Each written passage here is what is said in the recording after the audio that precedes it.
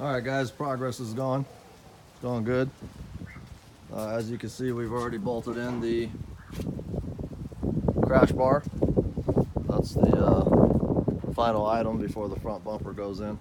But what I'm working on now are the fenders. I've got the fenders prepped here. Basically, age-old argument. Do you paint over 400 or do you paint over 600? And by 400 and 600, what I mean is the grit of sandpaper that you scuff your paint or your surface with before painting. Well, I've painted plenty of things over with 600. It comes out fine. I've painted things with 400. I do see scratching. I do see scratches, fine scratches on the final product with 400. So, but a lot of people argue that you get more bite with the 400. Well, do you want bite or do you want a nice finish? So my solution to that is this. I go 500. So on the 600, I like the finish on it, but what I do see is that the paint will chip a little bit more easier, especially if it's something in the front of the car, like a front bumper or the tip of the fender or whatnot. So I do notice that. So I've been hitting this 500 recently, and I just haven't tested it long enough to be able to give you guys anything on that. So I'm trying that out. And like I said, it's an age-old argument. You can get online. People argue 400 all day, and people argue 600 all day. I've used both. I don't like the 400. I'll tell you that. I see scratching in it. There's no other way about it. In the 600, I don't see the scratches, but I do realize that it chips faster. So, anyways, there's the driver's side. I got the passenger side over there. I scored that one. It was already black.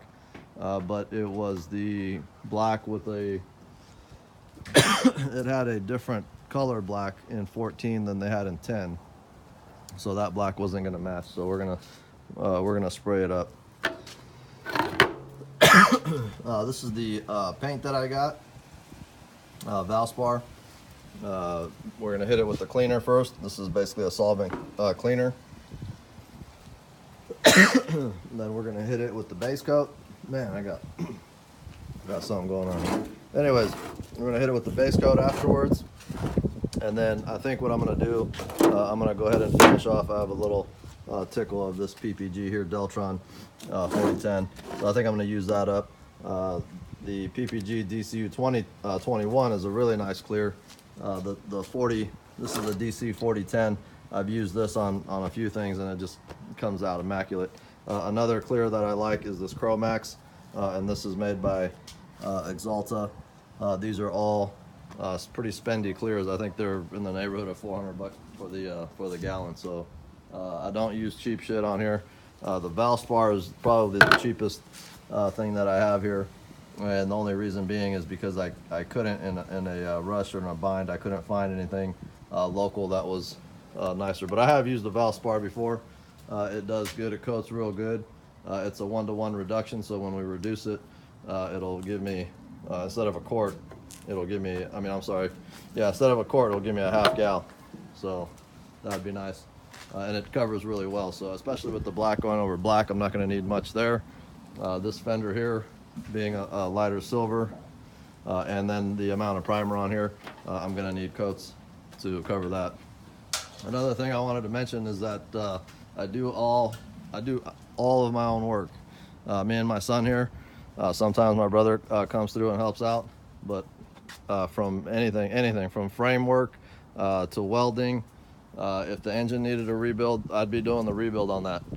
If the fender needs a paint job, I'll be doing the paint work. I don't take my cars anywhere else. The only, let's say I was doing a rebuild on a motor, the only work that I send out is obviously the machining, and that's not by choice. That's only because I don't have the machines to do it. Now, it's extremely difficult to find a good machine shop, and if you go back and measure their work, sometimes it's on the money, and sometimes it's just bullshit that they're giving you and telling you that they did this and did that. So still haven't found a good machine shop actually.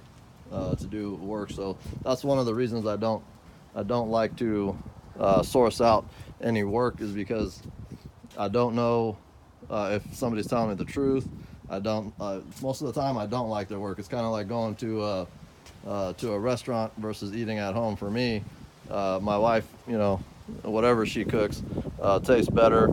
Doesn't upset my stomach. I have less, you know, chances of getting salmonella poisoning, things of that nature. I'm just not happy with the results. Let's say from if I don't get it done myself and know exactly what went into doing it and exactly what happened, then I usually don't like the results. But yeah, but anything that needs to be done on the car, from interior work to brakes to suspension to paint work, we do it all here in house. And this here, for example, if I were to take this in, they'd probably scuff this up with a quick 400, 500, 600, whatever they're going to do. Put a decent coat of base on it, and then probably use some cheap shit ass clear and tell me they did a nice job on it. So come to find out, in 6 months, my clear is fading, peeling, chips, whatever. So that I eliminated that, because at one point I was sourcing out my paint work. I invested in some tools, bought some sawdust spray guns. I haven't looked back ever since. It's just not worth it for me. I'd rather spend the money to get the tools than to you know, source it out.